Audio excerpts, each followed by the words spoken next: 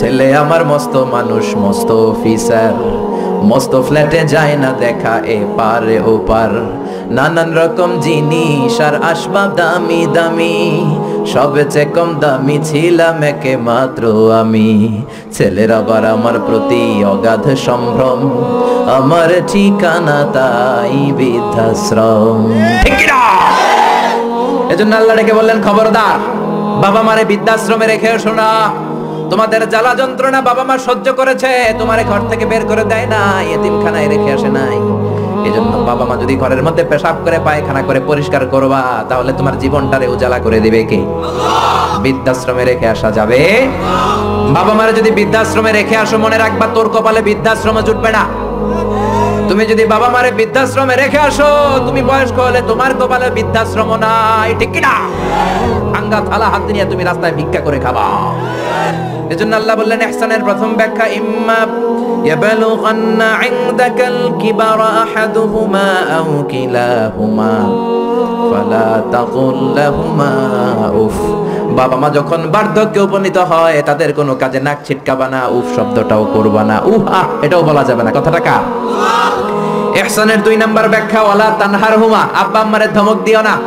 কিছু টাকা আইতাছে, মায়ের ধমক দেয়, মায়ের ডাকে বুড়া, বাবারা ডাকে বুড়া, মায়ের ডাকে বুড়ি, আছে না নাই? কেমন করে মা বাবারে তুমি বুড়া বুড়ি ডাকো?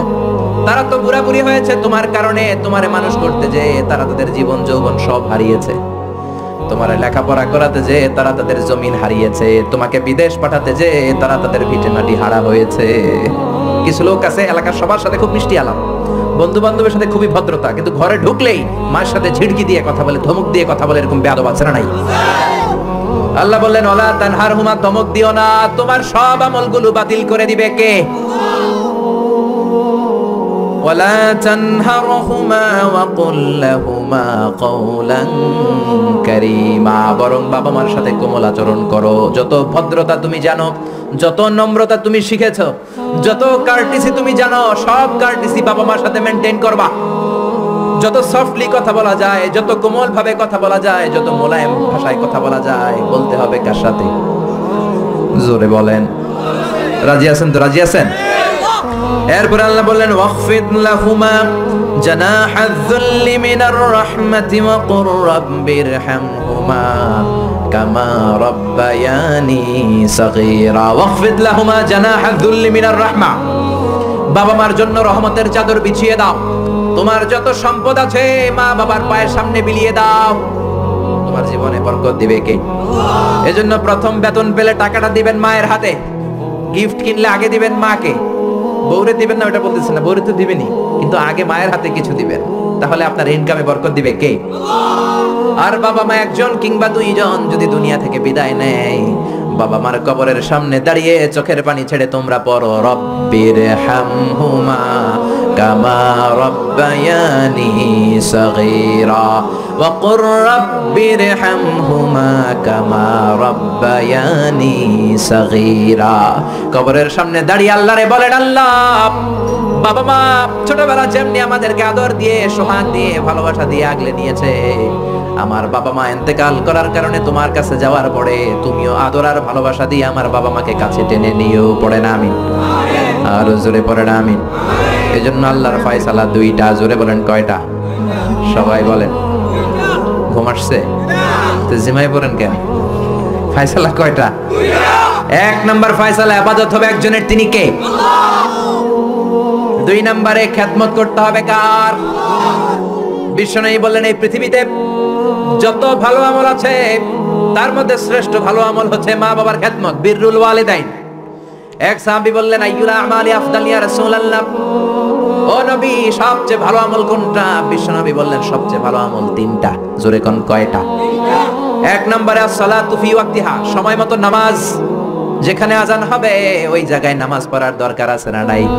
সালাতে কায়েম করো, সালাতে কায়েম করো, হবে সম্মানী তুমি, হবে জান্নাতি তুমি, হবে সম্মানী তুমি, হবে জান্নাতি তুমি, দিবে কাল হাসরে শীতল ছায়া রসে আজিম, রব্বিয়াল আলা রব্বিয়াল আজিম। ঠিক কি না? 1 নাম্বার ভালো আমল হচ্ছে সময় মতো নামাজ। 2 নাম্বার সবচেয়ে ভালো আমল হলো বিররুল ওয়ালিদাইন, মাতা পিতার খেদমত করা। 3 নম্বরে সবচাইতে ভালো আমল হলো আল জিহাদ ফি সাবিলিল্লাহ, আল্লাহর রাস্তায় জিহাদ করা। সুবহানাল্লাহ। তার মানে এই পৃথিবীর সবচাইতে 3টা ভালো আমলের মধ্যে মা বাবার সাথে খেদমত করাটা আছে না নাই? এই পৃথিবীর সবচেয়ে ভালো আমল যে 3টা, এর মধ্যে মা বাবার খেদমত করাটাও আছে, ঠিক কি না? আর এক হাদিসে বিশ্বনবী বললেন মা বাবার খেদমত করা জিহাদের চেয়ে বেশি সওয়াবওয়ালা। এক সাহাবী আসলেন, যা রাজুলুন ইলা রাসূলিল্লাহ ইয়াস্তাযিনুহুল জিহাদ, এসে বললেন ও নবী জিহাদে যেতে চাই, জিহাদে যাওয়ার অনুমতি দেন। বিশ্বনবী বললেন ও সাহাবী, ঘরে আব্বা আম্মা আছে নাকি? সাহাবী বললেন আছে। বিশ্বনবী বললেন ফাফিহিমা ফাজাহিদ, ঘরে যাও বাবা মার খেদমত করো, বাবা মার খেদমত করলে ঘরে বসেই জিহাদের সওয়াব পাবা। বাবা মার খেদমত করলে ঘরে বসেই জিহাদের সওয়াব পাওয়া যায়। চিল্লায় পড়েন আল্লাহু আকবার। এজন্য বাবা মা খুশি হলে আরশের মালিক খুশি, বাবা মা নারাজ তো আরশের মালিক নারাজ। এজন্য বিশ্বনবী বলতেন রিদার রাব্বি ফি রিদাল ওয়ালিদ, বাবা মা যদি খুশি হয় আল্লাহ খুশি হয়।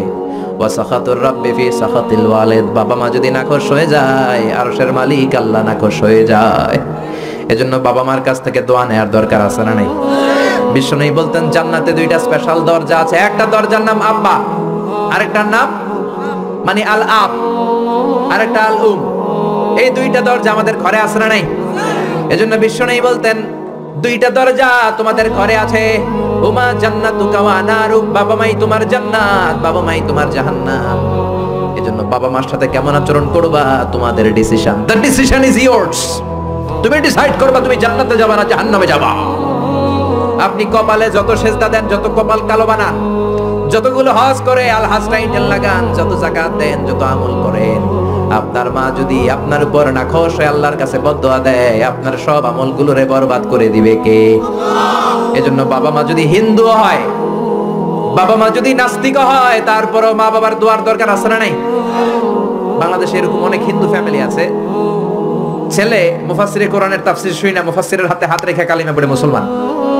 এরকম হিন্দু ছেলে আছে না নাই? কিন্তু বাবা মা মুসলমান হয় নাই।